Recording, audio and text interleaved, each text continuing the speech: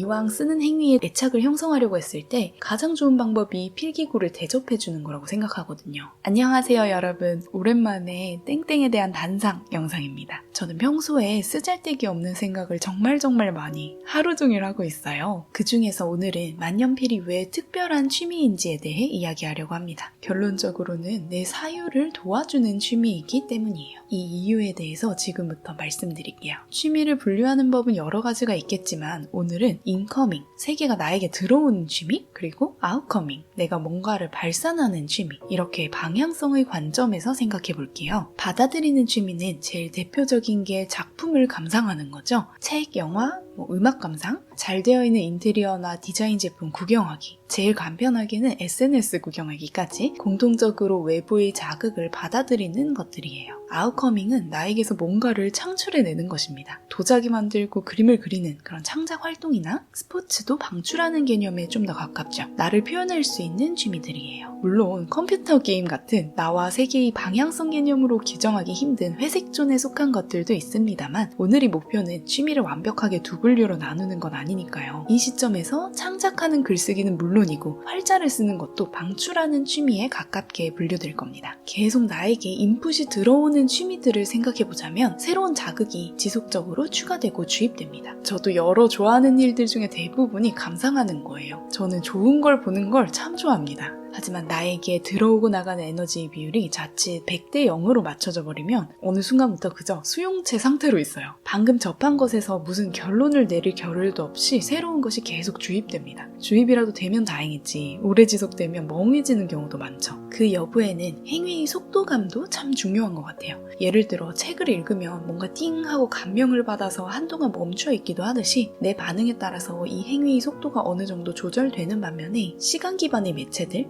영화나 방송 또는 특히나 강으로 전개되는 숏폼, 별 생각 없이 켰다가 끝없이 펼쳐지는 다음 영상을 계속 멍하게 보게 되잖아요. 자칫하면 정말 하루 저녁이 날아가더라고요. 제가 고3 때 스트레스가 치다르면 주말에 공포영화 2-3개를 연달아 보거나 웹툰을 앉은 자리에서 완결 보고 했었어요. 그때의 인풋은 그냥 제 잡생각을 차단하기 위함이었던 거죠. 그런 면에서 과도한 입력이 사유를 방해하는 건 확실합니다. 점점 컨텐츠가 정교해지고 원치 않아도 정보의 홍수가 쏟아지는 세상이기 때문에 우리는 기본적으로 인풋이 아웃풋보다 훨씬 많은 패턴으로 살아가고 있을 겁니다. 내 취향에 맞는 것들만 즐기기에도 시간이 모자라요. 하지만 외부 자극을 어디까지나 그저 받아들이기만 하는 게 아니고 이 새로 만난 세상을 소화할 시간이 필요한데요. 이게 인풋 활동 중에서도 능동적, 수동적인 정도를 생각해 봤을 때 일반적으로 받아들이는 과정에서 사유가 창출될 여지가 높은 능동적인 활동, 책 읽기 등이 더 높게 처지는 이유일 거예요. 저도 어떤 아이디어가 생성되었을 때 추가로 밀려드는 인풋 자극 때문에 내 상상이 펼쳐지는 게 억압되지 않는 것이 좋은 취미라고 생각합니다. 활자로 된 책에서부터 그림, 사진 같은 정지 이미지는 물론이고 좋은 영상, 거기서 파생되는 감정을 충분히 느끼게 해주는 영화나 드라마 등등이요. 자, 그래서 여기서 쓰기의 효능이 뭐냐 하면 쓰는 행위는 먼저 이 소화를 도와주는 역할을 합니다. 오늘 보았던 것, 겪었던 것을 아주 유려하지 않더라도 저녁에 일기로 기록한다고 생각해보세요. 내 안에서 떠돌고 있는 아이디어, 감정, 상태를 활자와 도식의 형식으로 구체화하는 게 쓰기라는 행위예요. 그러면서 내 자신을 이해하는 정도가 더 깊어지게 되고요. 사실 극단적인 내면화의 끝판왕은 명상이에요. 어떻게 보면 완벽한 취미입니다. 눈을 감고 앉으면 마치 위에서 내려다보는 것처럼 완벽하게 내가 객관적으로 파악이 되는 거죠. 내 사유를 보조하는 아무런 장비 없이 이게 되면 사실 만년필, 펜이 필요가 없을 겁니다. 하지만 그게 되는 사람이 많지는 않을 거예요. 일단 저는 안 됩니다. 그래서 아무런 가이드 없는 것보다 내면화에 딱 필요한 정도의 트리거를 줄 수 있으면 정말 좋은데 그것에 최적화된 게 손을 이용해서 내 생각을 글로 옮기는 것, 즉 쓰기라는 거예요. 성공적인 쓰기는 단순히 생각을 정리하는 것을 넘어서 나 자신과의 대화를 가능하게 해줍니다. 저희는 지금 새로운 세상을 내 안에 담는 것, 그리고 그 세상을 내 방식으로 곱씹는 것까지 살펴보았는데요. 여기서 나아가서 제가 언제나 느끼고 유튜브를 시작하고 같은 감정을 느끼는 분들을 많이 만나면서 더 믿게 된 것, 외부 자극의 재정비를 넘어서 내 감정과 생각을 외부로 풀어내는 경험을 했을 때 숨통이 트이는 기분이 보편적이라는 거예요. 내 안에 있는 에너지를 발산하게 되면 카타르시스를 느끼잖아요. 노래방에 연습장에서 노래를 부르든 춤추고 악기를 연주하든 말이에요. 하지만 그 발산이 자발적으로 일어나는 사람은 많지 않다고 생각합니다. 예를 들어서 중학생 때 교실 뒤편에는 끊임없이 만화를 그려내는 친구도 있었지만 저는 가만히 있을 때 그림을 그리고 싶은 욕구가 아예 없고, 만약에 그림 그려봐 라고 해도 뭘 그려야 할지 전혀 떠오르지 않아요. 창작 활동이 아니더라도 몸 움직이는 것, 쉬는 시간에 슬리퍼 축구라도 해서 에너지 발산 욕구를 해소해야 하는 사람이 있고, 누가 시키지 않는 한 운동을 절대 하고 싶지 않은 사람도 있잖아요. 제 채널을 보신 분들은 아시겠지만 저는 예술가 스타일은 못되고 많이 발산하고 싶은 편도 아닙니다. 자발적인 발산을 별로 즐기지 않는 사람에게 누가 보라고 하는 것도 아닌 이 정도의 방출, 딱 알맞을 수 있어요. 생각해보면 저는 많은 사람들이 저를 주목해주길 바라는 정도는 크지 않은데, 내 기준에 뭔가를 잘 해내서 흡족한 카타르시스를 느끼는 건 되게 중요한 것 같습니다. 근데 이것도 그런 욕구가 강한 사람이 있다더라고요. 감정적으로도 막 감화되는 것, 그리고 이걸 분출해서 해소가 되는 걸 더 원하는 사람이 있대요. 어쨌든 인간은 사회적 동물이기 때문에 많은 사람을 상대로 내 생각을 설득하고 인정받고 싶은 욕구가 거의 없는 사람이더라도, 내가 나에게 글을 씀으로써 스스로에게 말을 거는 건 무조건 긍정적인 영향을 미칠 것이라고 생각합니다. 여기서 문제가 생길 수 있어요. 취미가 만년필이라고 하면 반응이 "만년필로 뭐 해? 나는 뭐 쓸 게 없는데?" 거든요. 개인적으로는 난이도가 그림보다 글이 훨씬 쉬워요. 글쓰기 중에서도 정말 창작 또는 에세이 쓰기보다 내밀한 일기,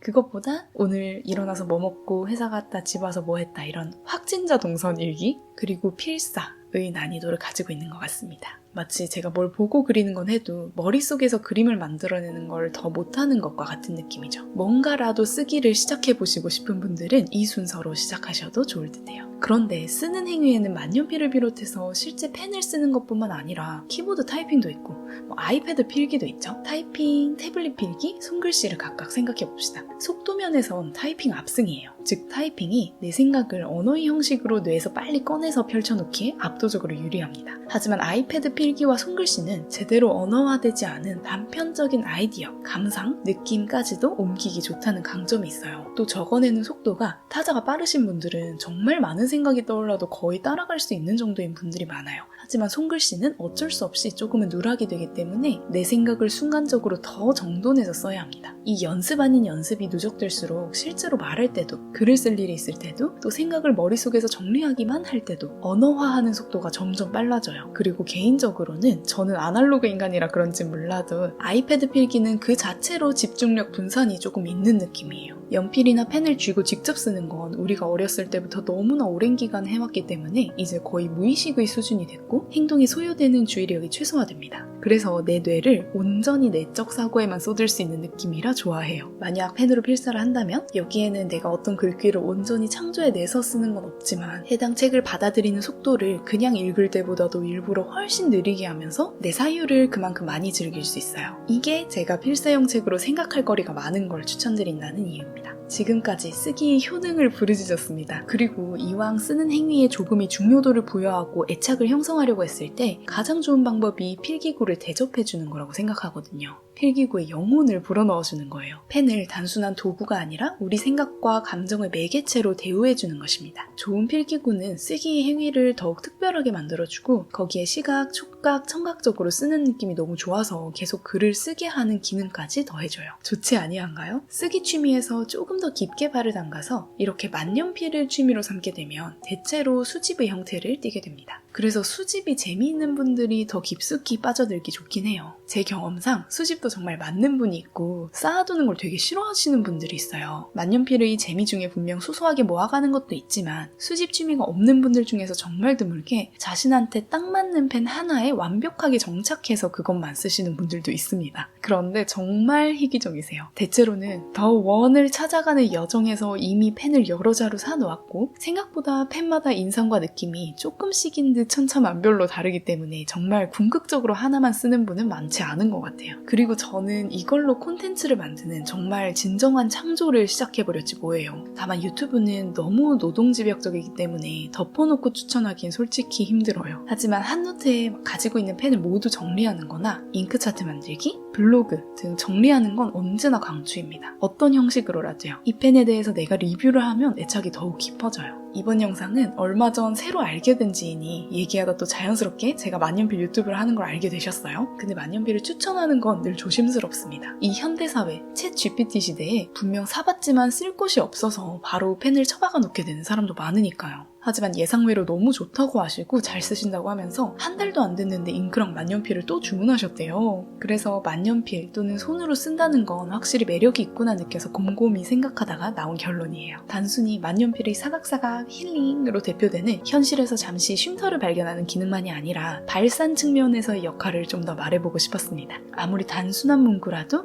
매일 쓰지 않더라도 진솔하게 내 이야기를 써내려가는 것 자체가 창출이겠죠. 다들 즐거운 창출하시길 바라요. 좋은 주말 되세요.